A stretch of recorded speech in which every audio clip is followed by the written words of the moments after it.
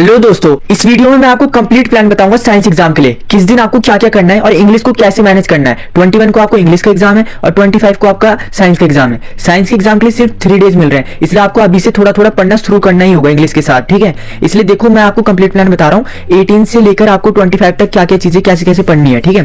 तो देखो, सबसे पहले 18 तारीख को ना आपको आवर इन्वायरमेंट वाला चैप्टर पढ़ना है, केमिकल रिएक्शन वाला पढ़ना है और एक इलेक्ट्रिसिटी वाला पढ़ना है, ठीक है। इजी और टफ मिलाकर चैप्टर्स पढ़ने हैं। और इन तीनों चैप्टर को आपको कैसे पढ़ना है, सबसे पहले आपको इनकी थ्योरी पढ़ लेनी है अच्छे से। जितनी भी आपकी थ्योरी है ना, सारी की सारी पढ़ लेना आप, ठीक है। और उसके बाद आपको उन सबको समझ के सारे कॉन्सेप्ट क्लियर करके अपने चैप्टर के, उसके बाद आपको 5 से 6 क्वेश्चन लगाने। ज्यादा क्वेश्चन मत लगाना, एक चैप्टर से सिर्फ और सिर्फ 5 से 6 क्वेश्चन लगाना। जो इंपॉर्टेंट क्वेश्चन होंगे सिर्फ वही लगाना, ठीक है।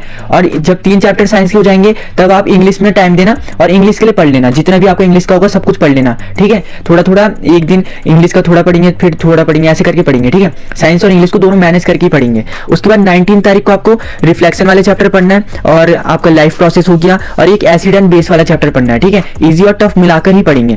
और तब इसका भी वैसे ही करना है, सारी थ्योरी पढ़ने के बाद 5-6 क्वेश्चन लगाने हैं। और जब ये तीनों चैप्टर्स हो जाएंगे साइंस के, तब इंग्लिश पढ़ लेना आप, ठीक है। इंग्लिश को अपना रिवाइज कर लेना जो भी आपका। उसके बाद आपको 20 तारीख को मेटल वाले चैप्टर को पढ़ना है और एक ह्यूमन आई वाले चैप्टर को पढ़ना है, ठीक है। और देखो, 21 को आपका इंग्लिश का एग्जाम है, इसलिए 20 को आपको सिर्फ 2 ही चैप्टर पढ़ने और ज्यादा से ज्यादा टाइम आपको इंग्लिश को देना है, ठीक है। इसलिए सिर्फ 2 ही चैप्टर पढ़ेंगे हम। और उसके बाद आप जब 21 को अपने एग्जाम देकर आ जाओगे ना, आई होप आपका एग्जाम बहुत अच्छा जाएगा और आप बहुत ज्यादा खुश रहोगे, ठीक है। इसलिए जब आप एग्जाम देकर आ जाओगे तो थोड़ा रिलैक्स करना अपना और बिल्कुल भी स्ट्रेस मत लेना। अगर खराब भी जाएगा तो कोई दिक्कत की बात नहीं, वैसे खराब नहीं जाएगा। इंग्लिश का एग्जाम सबका अच्छा ही जाता है, इसलिए आप आराम से आना और 2-3 घंटे अपना रेस्ट करना। रेस्ट करके आके आप कंट्रोल एंड कोऑर्डिनेशन वाले चैप्टर को पढ़ लेना, ठीक है। सिर्फ एक ही चैप्टर पढ़ना है उस दिन, ठीक है। ज्यादा स्ट्रेस नहीं लेना, सिर्फ एक ही चैप्टर पढ़ना आप, ठीक है। उसके बाद 22 को आपको magnetic effects of electric current वाले चैप्टर को पढ़ना है और आपका हेरिडिटी वाला चैप्टर हो गया और एक कार्बन एंड इट्स कंपाउंड वाला चैप्टर हो गया। ये तीनों चैप्टर आप आराम से पढ़ लेना, ठीक है। ऐसे करके हमारे ज्यादातर चैप्टर हो चुके हैं, 12 चैप्टर तो हमारे हो चुके हैं। उसके बाद हमारे पास 23 और 24 तारीख बची है। अब हमें 23 को रिप्रोडक्शन वाला चैप्टर सुबह सुबह में पूरा रिवाइज कर लेना है और 5-6 क्वेश्चन लगा देने हैं। सारे चैप्टर्स के साथ आपको ऐसे ही करना है। थ्योरी पढ़ी, कॉन्सेप्ट समझा, अच्छे से सब कुछ क्लियर हो गया अपना चैप्टर का। उसके बाद हमें 5 से 6 क्वेश्चन उसके लगा देने, इंपॉर्टेंट, ठीक है। एक साथ ज्यादा क्वेश्चन मत लगाना, वरना टाइम नहीं बचेगा और आप एक दिन में 3 चैप्टर नहीं कर पाओगे, ठीक है। इसलिए ऐसे ही करना। उसके बाद जब 23 को आपको रिप्रोडक्शन वाला चैप्टर हो जाएगा, जब आप 23 को आप पूरा रिप्रोडक्शन वाला चैप्टर पढ़ दोगे ना सुबह सुबह में, तब आपके पास आधा दिन बचेगा 23 तारीख का और 24 तारीख पूरी बचेगी, क्योंकि 25 को तो आपका एग्जाम है। तब आपको क्या करना है ना, जो 23 का आधा दिन बचेगा और 24 का जो पूरा दिन है, उसमें सिर्फ और सिर्फ आपको मिक्स क्वेश्चन प्रैक्टिस करनी है, ठीक है। आप यूट्यूब से करना या फिर सैंपल पेपर से करना या फिर PYQ से करना, कहीं से भी करना, लेकिन मिक्स में ही करना। ऐसे भी छाट के चैप्टर वाइज करो, ऐसा बिल्कुल मत करना, ठीक है। अब आपको प्रैक्टिस करनी है मिक्स क्वेश्चन की, ठीक है, ताकि आपको बोर्ड का पता रहे कि हाँ किस चैप्टर से कौन सा क्वेश्चन कैसे कैसे आ रहा है, सब कुछ पता चल जाएगा ऐसे करके आपको, ठीक है। तो आप ऐसे करके सिर्फ और सिर्फ क्वेश्चंस की प्रैक्टिस करना। जितने ज्यादा क्वेश्चंस की प्रैक्टिस कर पाओगे उतनी ज्यादा क्वेश्चंस की प्रैक्टिस करना।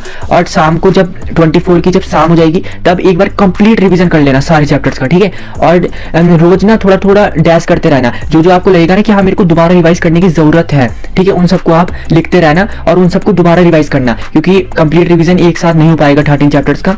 इसलिए लिखते रहना जो जो आपको दोबारा से रिवीजन करने की जिनकी जरूरत पड़ेगी, ठीक है। तब आपको 24 को कंप्लीट रिवीजन कर देना है और सुबह में भी जाने से पहले थोड़ा बहुत पढ़ लेना। फिजिक्स के थोड़े बहुत फॉर्मूले याद कर लेना, थोड़ी बहुत केमिकल रिएक्शंस याद कर लेना। ऐसे करके आपका कंप्लीट रिवीजन हो जाएगा, सारे कॉन्सेप्ट रिवीजन हो जाएंगे, सारी थ्योरी रिवाइज हो जाएगी और सारे क्वेश्चंस का भी रिवीजन हो जाएगा, ठीक है। अगर ऐसे करोगे तो बहुत अच्छा रहेगा। अगर अभी तुमने 3 दिन पूरे अपने इंग्लिश में वेस्ट कर दिया ना तो बेकार हो जाएगा, ठीक है। क्योंकि साइंस में ना बहुत ज्यादा सिलेबस है आपके 13 चैप्टर से और 2-3 दिन में करना मुश्किल है, इसलिए आपको इंग्लिश के साथ ही स्टार्ट करना पड़ेगा। इंग्लिश तो हो जाएगी, इंग्लिश ज्यादातर बच्चे कर लेते हैं समरी सुन के और लेटर वगैरह ये सब चीजें लिख के। ऐसे नहीं बोल रहा हूँ इंग्लिश मत करो, इंग्लिश में भी पूरी मेहनत करो, लेकिन साइंस के साथ करो, ठीक है। साइंस के साथ मैनेज करके करोगे तो साइंस में भी अच्छे मार्क्स आएंगे और इंग्लिश में भी अच्छे मार्क्स आएंगे, ठीक है। तो अगर कुछ भी और जरूरत चाहिए आपको, साइंस से रिलेटेड कोई भी हेल्प चाहिए या फिर इंग्लिश से रिलेटेड या फिर किसी भी एग्जाम से रिलेटेड कोई भी हेल्प चाहिए, तो आप कमेंट में मुझे बता सकते हो या फिर टेलीग्राम चैनल पर मेरे को मैसेज कर देना। तो मिलते हैं नेक्स्ट वीडियो में, आज के लिए इतना ही, थैंक यू।